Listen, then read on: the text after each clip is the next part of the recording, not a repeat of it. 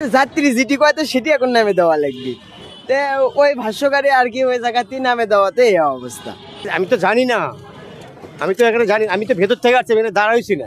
আমাদের অবস্থাটা হয়ে গেছে কি যাত্রীর নামাও ওটি নামে দাও, না হলে সিগড়ি এই আর কোনো কিছুই নয়। এখন রাস্তা হলো না ফুটপাথ হলো কোনটি হলো দেখার বিষয় না। আর করে পথচারী জনগণের জন্য খুবই ভালো, এই অবস্থা থাকলে আগামীতে থাকলে আরও ভালো হবে। বগুড়ার ট্রাফিক ব্যবস্থা এবং ফুটপাতে অবৈধ দোকানপাট যেগুলো রয়েছে সেগুলো নিয়ন্ত্রণে কিন্তু বগুড়া সেনাবাহিনী সেনা সদস্যরা কিন্তু মাঠে নেমেছেন এবং তাদের মাঠে নামার পরে বগুড়ার ট্রাফিক ব্যবস্থা কিন্তু অনেকটাই নিয়ন্ত্রণে এসেছে। আমরা যতটুকু দেখেছি যে বগুড়া শহরের প্রাণকেন্দ্র সাতমাথায় আজকে যেমনটি এই বেলা 1টার দিকে ট্রাফিক ব্যবস্থা সেটি কিন্তু একেবারে স্মুথ ট্রাফিক ব্যবস্থা, একেবারে ট্রাফিক ব্যবস্থা কিন্তু ধীরে ধীরে পুরোটাই সেনাবাহিনীর নিয়ন্ত্রণে আসছে এবং আমরা দেখছি যে সেনা সদস্যরা কিন্তু সাতমাথার পাশে কোনো অটো কিংবা কোনো যানবাহন এখানে দাঁড়াতে দিচ্ছেন না, যে কারণে কিন্তু যানজট লাগছিল এবং সেগুলোই কিন্তু সেনাবাহিনী নিয়ন্ত্রণ করছেন এখানে।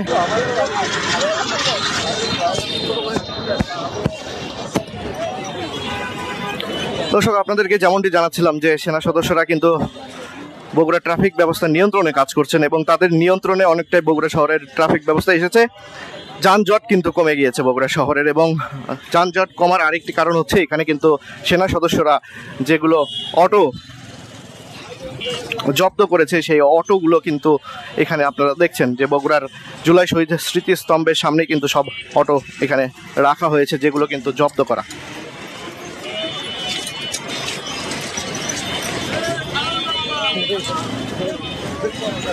আপনাদের কেন এখানে দাঁড় করেছে?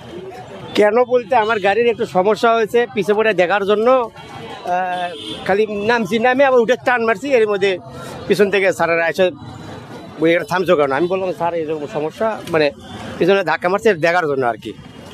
দেখে আমার গাড়ি উঠে টান মারছি, এর মধ্যে আটকেছে, আমার গাড়ি চাবি কেটে নিয়েছে, ওরে থামো। এখানে তো দাঁড়ানো নিষেধ, আপনি তাও না আমি তো জানি না, আমি তো এখানে জানি, আমি তো ভেতর থেকে আসছি, এখানে দাঁড়াইছি না, এখানে আমি দাঁড়াইনি, খালি পিছনে দেখার জন্য। ওই যে আমার স্যার ওই যে আমার ট্যাপ লাগে আছে, তাহলে ওটা দেখার জন্য খালি নামবে, গাড়িতে উঠছে, আমি উঠে টানও দিছি, এর মধ্যে পিছন থেকে আটকাছে। আপনার কোনটা গাড়ি? ওটা কেন দাঁড় করিয়েছে আপনি? মানে আমি আর কি যাত্রী নামে দিছি, তো দেওয়ার পরেও তারপর হচ্ছে যে ওই এই আর কি করছে এখানে নামে দেওয়ার ইয়ে নাই। তো যাত্রী যেটি কয় তো সেটি এখন নামে দেওয়া লাগবে। তো ওই ভাষ্যকারী আর কি ওই জায়গাতেই নামে দেওয়াতে এই অবস্থা। এখন আমাদের অবস্থাটা হয়ে গেছে কি যাত্রীর নামাও ওটি নামে দাও, না হলে সিগড়ি এই আর কোনো কিছুই নয়। এখন রাস্তা হলো না ফুটপাথ হলো কোনটি হলো দেখার বিষয় না। আর করে প্রবলেমটা হচ্ছে দর্শক, আপনাদেরকে যেমনটি জানাচ্ছিলাম, অটো রিক্সা চালক যারা রয়েছেন তারা কিন্তু বলছিলেন যে এখানে তারা দাঁড়িয়েছিলেন এবং যে কারণে কিন্তু তাদেরকে এখানে আটকে রাখা হয়েছে। বগুড়া শহরের সাতমাথার এমন চিত্র কিন্তু থাকে না সচরাচর। আমরা যেমনটি দেখি যে গতকালকেও যেমনটি ছিল, যানজটে পরিপূর্ণ ছিল বগুড়া শহরের প্রাণকেন্দ্র সাতমাথা, তবে আজকে যেমনটি হয়েছে যে একেবারে যানজট খুবই কম, যে কারণে কিন্তু স্বস্তিতে পড়েছেন বগুড়ার যারা পথচারীরা রয়েছেন এবং যাতায়াতকারীরা রয়েছেন, তারা বগুড়া শহরবাসী কিন্তু এতে স্বস্তি প্রকাশ করছেন। আমরা একটু শহরবাসীর সাথে কথা বলবো। আজকে বগুড়ার সাতমাথায় ট্রাফিক ব্যবস্থা খুব সুন্দর, যাতে এখানে কোনো ঝড়ঝঞ্ঝা নাই এবং কোনো যানবাহনের মানে নাই, ভিড় নাই। এখন অবস্থা খুব ভালো, সুন্দর।